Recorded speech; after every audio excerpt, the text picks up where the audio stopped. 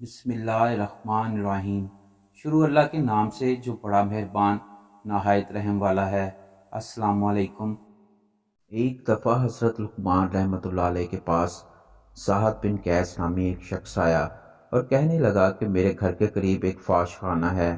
मेरी 3 बेटियां हैं और जब मैं खेती बाड़ी करने जाता हूँ तो वो घर से निकलकर फाश खाना में चली जाती हैं और वहाँ ज़नाकारियाँ करके मेरे घर आने से पहले घर वापस आ जाती हैं। आप मेरी मदद फरमाएं कि मेरी बेटियां राह रास्त पर आ जाएं। हज़रत लुक़मान रहमतुल्लाह अलैह ने अपने करीब बैठे हुए ग़ुलाम की तरफ इशारा करते हुए फरमाया, मेरे इस ग़ुलाम को अपने घर ले जाओ और अपने दरवाज़े पर बिठा दो। अल्लाह ने चाहा तो तुम्हारा मसला हल हो जाएगा। चुनाचे वो हज़रत लुक़मान रहमतुल्लाह अलैह के ग़ुलाम को अपने घर ले गया, जहाँ इसकी 3 जवान बेटियां थीं जो बहुत गुनहगार थीं, यानी तीनों गलत काम में मुब्तला थीं। तीनों फाहिशा बेटियों के दरमियान एक बाप था। इसने अपनी बेटियों की तरबियत ऐसी की कि वो बाप की सुनती ही नहीं थीं। इसलिए ज़ाहद बिन कैस ने हज़रत लुक़मान के ग़ुलाम को इनकी निगरानी के लिए घर से बाहर बिठा दिया। एक दिन वो शख्स जाते वक्त दरवाज़ा बंद करके ग़ुलाम के पास आया और इसको पास बिठा कर कहा कि घर में मेरी बेटियां मौजूद हैं। मैंने ज़रूरत की तमाम चीज़ें उन्हें दे रखी हैं, यानी खाने के लिए उन्हें घर से निकलना नहीं पड़ेगा। अगर वो दरवाज़ा खोलने का कहें तो हरगिज़ ना खोलना। ये कहकर वो चला गया। ग़ुलाम बाहर बैठ गया, अल्लाह का जिक्र करने लगा। कुछ देर बाद लड़कियों ने दरवाज़ा खटखटाते हुए कहा, जल्दी से दरवाज़ा खोलो। ग़ुलाम ने दरवाज़ा खोला। उन्होंने बहुत इसरार किया कि बिल आखिर लड़कियों ने घर के अंदर से पत्थर मार मार कर ग़ुलाम को ज़ख्मी कर दिया। इस ग़ुलाम के सर से खून बहने लगा। इसने अपने जिस्म से खून साफ कर दिया और शाम तक दरवाजे पर बैठा रहा, लेकिन दरवाज़ा हरगिज़ नहीं खोला। जब मालिक आया तो इसने इसे कुछ नहीं बताया। दूसरे दिन लड़कियों ने फिर दरवाज़ा खुलवाना चाहा तो ग़ुलाम ने इनकार कर दिया। उन्होंने दोबारा वही काम किया और ग़ुलाम को पत्थर मारकर ज़ख्मी कर दिया। ग़ुलाम ने अपने चेहरे और सर से खून साफ किया।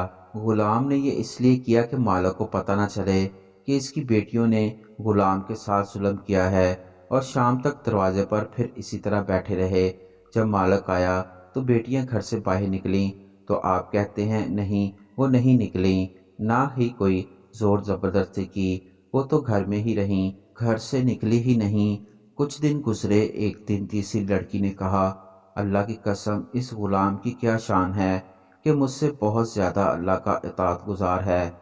इसने हमारे बाप से हमारी शिकायत की और ना ही ये कहा कि हम घर से बाहर निकलने के लिए इसको कहते हैं और हम इसको मारते हैं और इसे ज़ख्मी कर देते हैं। ये तो अल्लाह का कितना अच्छा बंदा है। इसको देखकर मेरे दिल की दुनिया बदल गई। सच में मैं तो बहुत नाफरमान हूँ, ये तो बहुत अताअत गुज़ार है, अल्लाह का नेक बंदा है। अल्लाह की कसम, अब मैं ज़रूर तौबा करूँगी। ये कहकर इसने तौबा कर ली और अपने गुनाह पर तौबा की। तो दूसरी बहन ने देखा कि मेरी बहन इस ग़ुलाम की वजह से तौबा कर रही है। क्या शान है, मेरी बहन कितनी अच्छी और मैं कितनी नाफरमान हूँ, अल्लाह की अताअत करने वाली नहीं हूँ।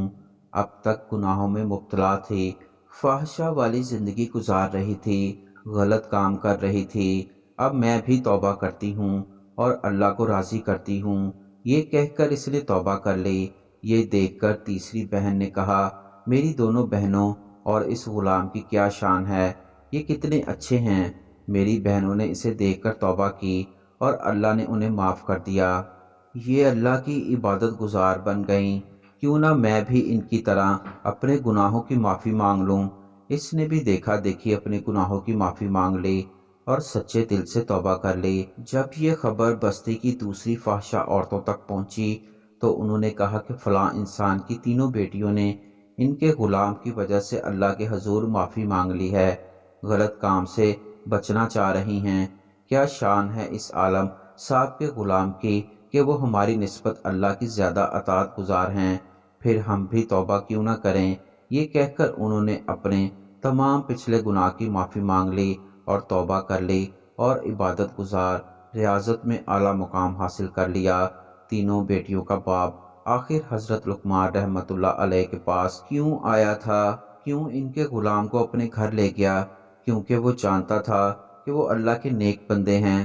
اللہ کے نیک بندوں کی صحبت میں ایک بدکار فحشہ عورت بھی نیک بن سکتی ہے، اللہ والی بن سکتی ہے۔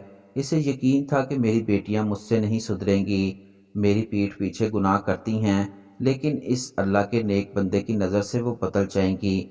صرف کچھ ہی دنوں میں اس کی بیٹیوں کا یہ حال ہوا کہ وہ اتنی نیک اور عبادت گزار بنی کہ ان کی وجہ سے پوری بستی کی فحشہ عورتوں نے بھی توبہ کر لی، عبادت گزار بن گئیں اور اللہ تعالیٰ نے اعلیٰ مقام عطا کیا۔